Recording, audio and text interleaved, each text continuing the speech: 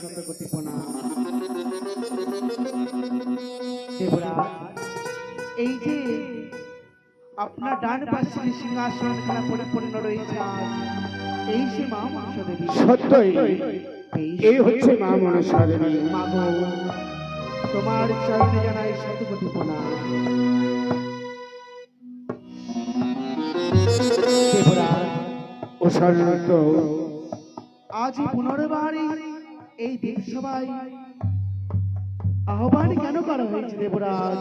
ও সাধারণত কেন তোমাদের আহ্বান করা হয়েছে জানো? তোমরা নিত্য গীত করে নিজের গৃহে ফিরে গেছো। এহেন সময় ভগ্নী পদ্মাবতী এসে আমার কাছে দর্শন দিয়েছে তোমাদের নিত্য গীত দেখার জন্য। দেবরাজ, তাই তোমাদেরকে আহ্বান করা হয়েছে। এই মাত্র আমরা নৃত্যগীত করে গেলাম, অঙ্গের পোশাক আমরা পরিত্যাগ করিনি, এক গ্লাস জল আমরা গ্রহণ করিনি। এই ক্লান্ত শরীরে আমরা কি করে নৃত্যগীত করি দেবরাজ? তোমাদের ক্লান্ত শরীর ক্ষুধার্ত শরীরে কি করে নৃত্য গীত করবে?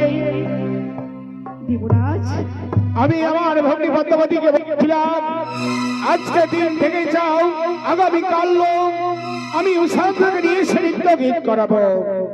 দেবরাজ, তাই বললাম তার সময় নেই বলে আজ তোমাদেরকে আহ্বান করা হয়েছে। তোমরা নৃত্য গীত করবে।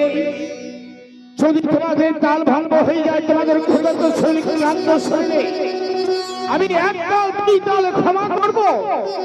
তৃতীয় তালে তাল ভাঙ্গ হলে আমি করবো বিশ্বাস। এই কথাটা মনে রেখো বাবা। তাই হবে দেবরাজ। স্বামী গো, আজ তুমি ভালো করে মৃদঙ্গ বাজাবে। সেই মৃদঙ্গর তালে তালে আমি নৃত্য গীত করবো স্বামী।